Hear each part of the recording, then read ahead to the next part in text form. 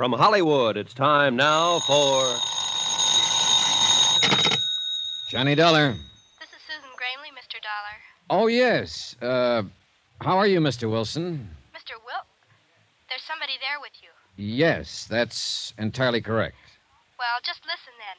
It's all fixed, Mr. Dollar. Grandmother's expecting you. She'll be alone for the next few hours, so come on out to the ranch. You're certain of that statement, I suppose? Yes, of course. Uncle Walter went into Vegas, and Aunt Hilda's gone somewhere, Yes, too. I'm quite aware of that. You mean she's there? With you? That's right. Oh, Mr. Dollar, you men are all alike, aren't you? That's quite a remark for a person your age, Mr. Wilson. Oh, I'm quite mature for 16. Has she made her pitch yet? I think we'd better postpone this discussion until the next time we meet. Well, she always does, you know. She's a regular vampire. I figure Uncle Walter's going to kill her someday. Mr. Wilson. Yes, sir. Goodbye.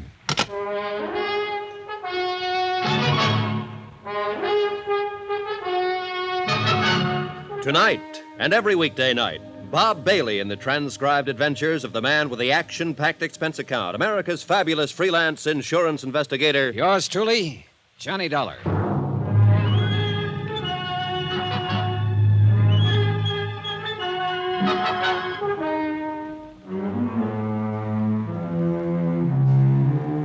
From Special Investigator Johnny Dollar, location Las Vegas, Nevada, to the Home Office, Amercon Northern Trust Company, Hartford, Connecticut. Assignment, the matter of reasonable doubt. Expense account continued. Item 9, a $50. Tip to the hotel bell captain to call a taxi for Hilda Gramley and to wave goodbye to her as she drove away. I do not include the 6 brandies she guzzled. Those are on me. Of course, she had knocked on my door uninvited, so that made it her party. But still, it was my room, so that made her my guest, so... forget it. The whole thing left me too confused to itemize it. She'd obviously come on a fishing expedition. The fish, information. Bait, the usual, but nicely designed. Results, none on either side. What had started out as a trust case had turned into a snipe hunt. I was in over my head, floundering, and I needed some good, buoyant answers. I was hoping Mrs. Gramley herself could supply a few of them. I'm very glad to meet you, Mr. Dollar. Sit down. She wasn't young, and she wasn't beautiful anymore, but she had been once. She still had some of that assurance and authority that beauty always gives a woman. She seemed a little uncertain, a little harried, maybe, but underneath it, just as tough as an old field boot. I think you'd better leave us alone now, Susan. Okay, Gran. If she starts using her brass knucks, give a whistle, Mr. Dollar. I'll rush in and save you. Thanks, I'll remember. Oh, she's a brash little flibberty-gibbet. And you love the dickens out of her, don't you? Love? Oh. Yes, I do love the dickens out of her, Mr. Dollar. Is that what you came out here to find out? No, I knew that already. Otherwise, you wouldn't have wanted to transfer all your holdings to her. How did you know about that? Just who the devil are you, anyway? Seems to me Susan was pretty vague on that score. She had to be. She doesn't know. Then why did she think I ought to see you? Oh, she decided I looked honest. Claims she's got a knack for that sort of thing. As a matter of fact, she has. And also, she loved her father and mother. What do you mean by that? Mrs. Gramley, I'm here because your friend, Jonas Parks of the Flint Rock Bank, sent for me. What? I'm a special investigator for the Amercon Northern Trust Company of Hartford, Connecticut. Why, Jonas didn't say anything to me. He hasn't had a chance. He intended to when he was here this afternoon, but you were too ill to see him. Ill?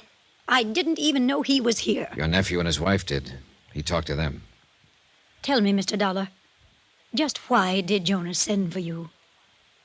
Because he thought you might be losing your mind. Oh, he did he? Huh. Are you?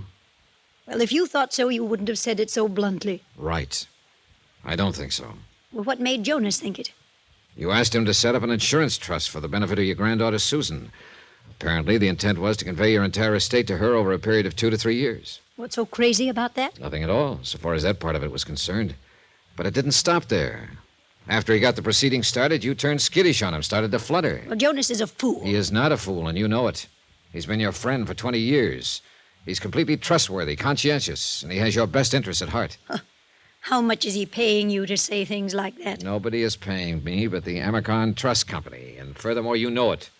All you're doing is trying to dodge the issue. Young man, I'm not accustomed to being talked to this way. Then you can look at it as a refreshingly novel experience. You sound like Susan. And an experience you don't entirely dislike. Presumptuous whelp. Maybe. Are you married, Mr. Dollar? No. What a pity I'm not 30 years younger. What a pity I'm not 30 years older. Oh, thank you, sir. And now let's stop scratching each other's backs and get to the point. All right. Jonas is a fine man. No doubt he did have reason to get upset. These past months have been... Well, I suppose I haven't seemed like myself at all. Why is that?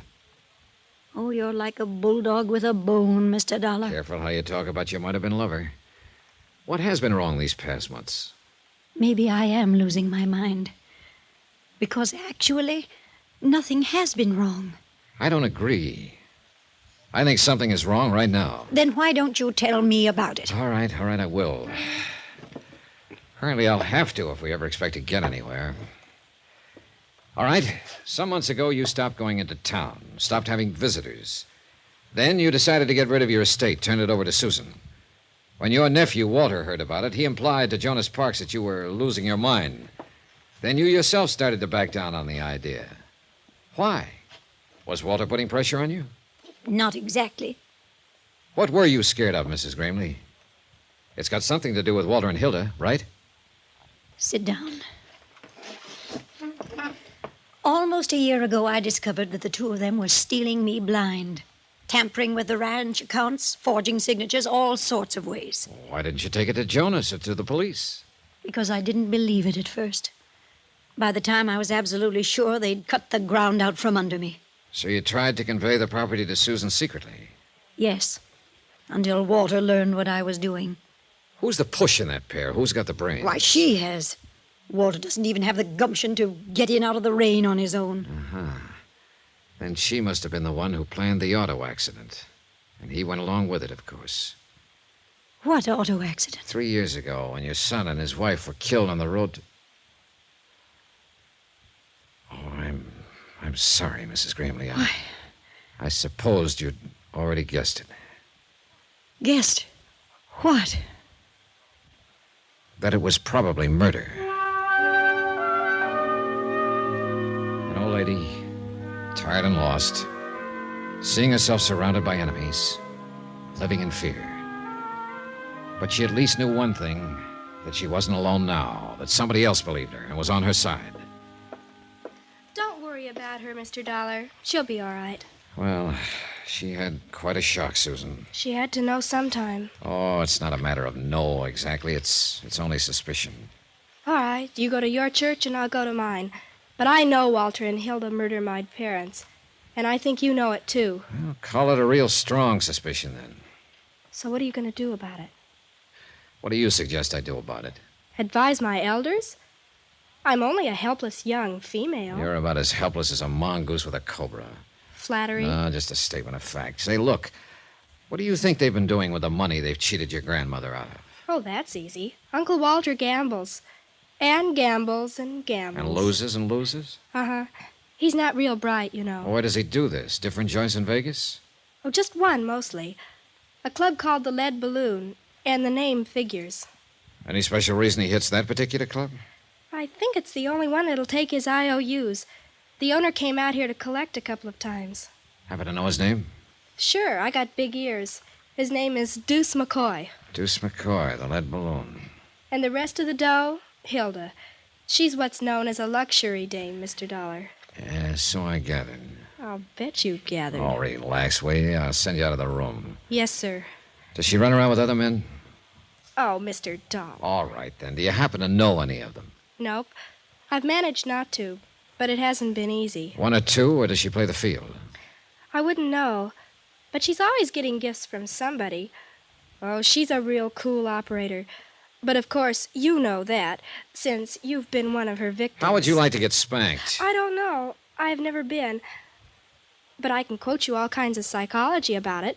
Take, for instance... Never mind. Good night.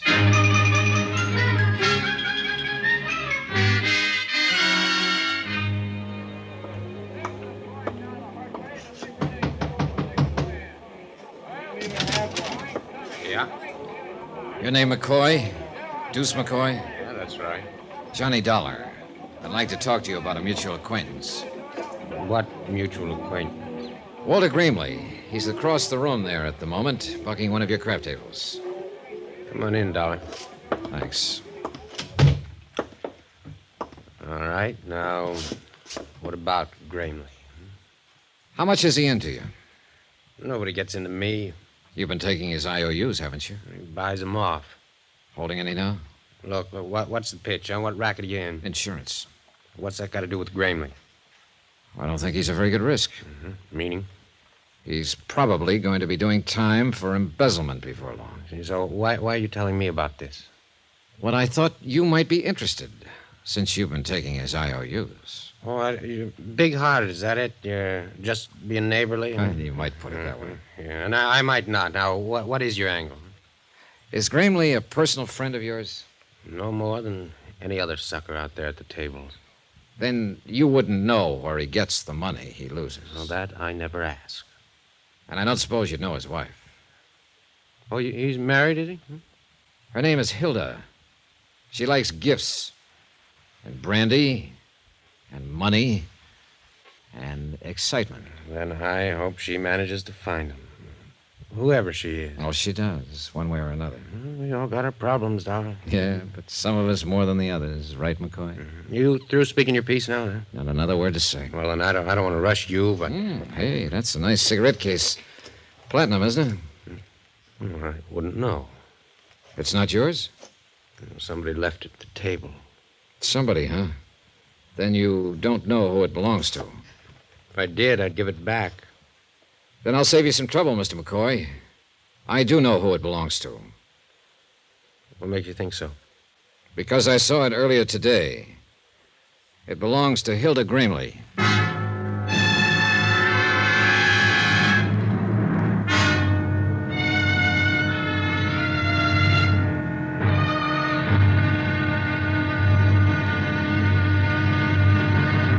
Now, here's our star to tell you about tomorrow's intriguing episode of this week's story. Tomorrow, the pressure hits the top and the whole mess starts to crack. Join us, won't you? Yours truly, Johnny Dollar.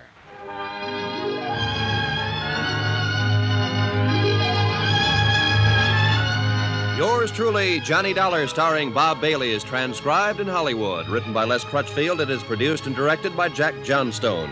Be sure to join us tomorrow night, same time and station, for the next exciting episode of Yours truly, Johnny Dollar. Roy Rowan speaking.